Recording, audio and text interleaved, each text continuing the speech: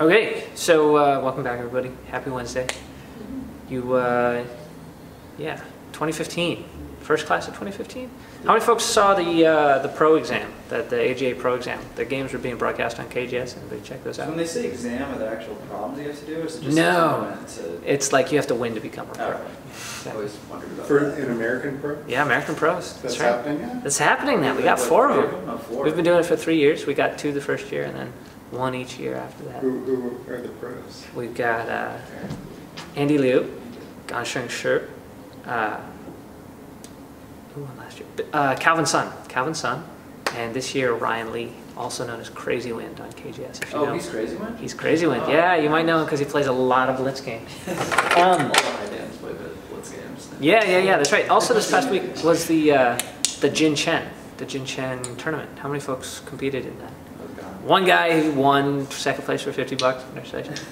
That's it. I was gone as well. I would have loved to be there.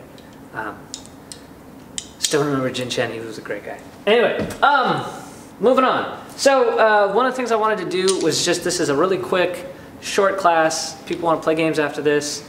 Do questions about the problems, homework people have been turning in. But I want to make this class just about one thing, which is a maxim of how to review your games, which is the mistake is earlier. Has any of you guys heard me say the mistake is earlier? So how many folks look at their games and review them after they've played them? Yeah, I want to see everybody's hands.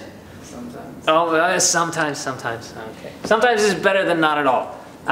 But you should get in the habit of reviewing a game every time, at least finding a couple things that you could look at, and then not just finding them, figuring out why you didn't see them to begin with, and then seeing them. Anyway, one of the questions I have is, one of the ways you can find this is that the mistake is earlier. This is a position from a game somebody sent me. Names will not be disclosed to protect the guilty. And the question that he had was, can black save these 2 stones? And this is something that happens a lot when people send me a game for review. I ask that you have questions in it, and that those questions be specific, but frequently those questions are like, I can't find any good moves, where's a good move? And if you can't find a good move, it's because the mistake was earlier. That's the thing. You don't know what a good move is like, the meaning of a good move. That's also possible. You could not know the meaning of a good move. I'm still not sure I know the meaning of a good move, so you're asking the wrong guy if that's really what you're hoping to get. But in this case, the question, can black do anything to save these 2 stones, comes too late. At this point, you know, trying to find some brilliant Tsuji or crucial sequence, if you're looking and you're looking and you're looking and you can't find it, it may be that it's not there because it isn't there at all. Because the chance to do what you're trying to do happened earlier, and now that it's too late, you're looking for a way to do it. So let's roll back a couple of the moves here. So this move was exchanged for this move. And then, let's see, this black move was exchanged for this black move. And then black cut here. That's right. And then white had played Atari. And played this Hane. Here we are. And so at this point, black plays here. This is those moves that we took off in the other order. Black plays the double Hane. White cuts. Black connects. White extends. Black extends. White jumps. Black extends. White jumps. Okay? And at this point, we're saying, gosh, how do we connect those stones? Whereas the real question is back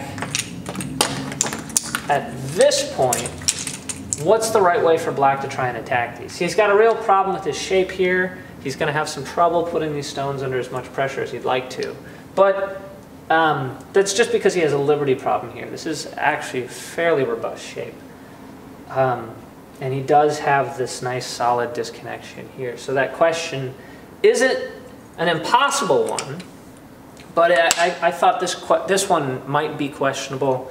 And if that's not questionable, certainly this one and then the double Atari might have been questionable. Does that make sense so far?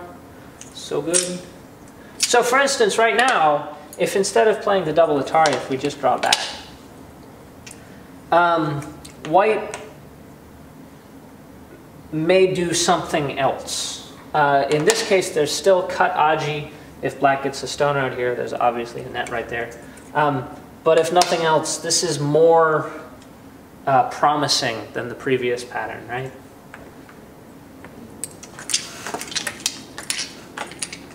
Another possibility might be right now to just hane, right? Now if white hanes, you're going to do this. White might need to protect. These are still better than the alternatives where black had lost those 2 stones and white actually got a fair amount of center territory.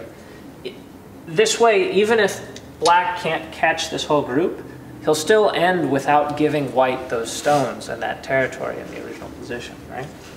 So here again, the question of, can I save those 2 stones? I'm really trying to find this brilliant move that saves those 2 stones is a good question, but the fact that you can't find a good move suggests that the answer is earlier. Does that make sense? Does that idea apply? So think about that in a game when you're reviewing your game and you can't find a good move in a position. The mistake you made might have been earlier.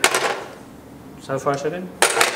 All right, so that's what I wanted to say. Think about this. Review your games. When you review them, the mistake might be earlier. Okay, any questions about the homework? Let's do some homework questions.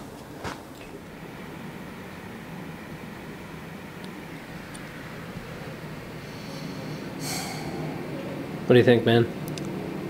I want to do this, but it's not. I want to do that, huh? Quite, but it's not working. Not quite working, huh? Unless we're willing to give up these 3 stones. Oh, yeah? We shouldn't do that.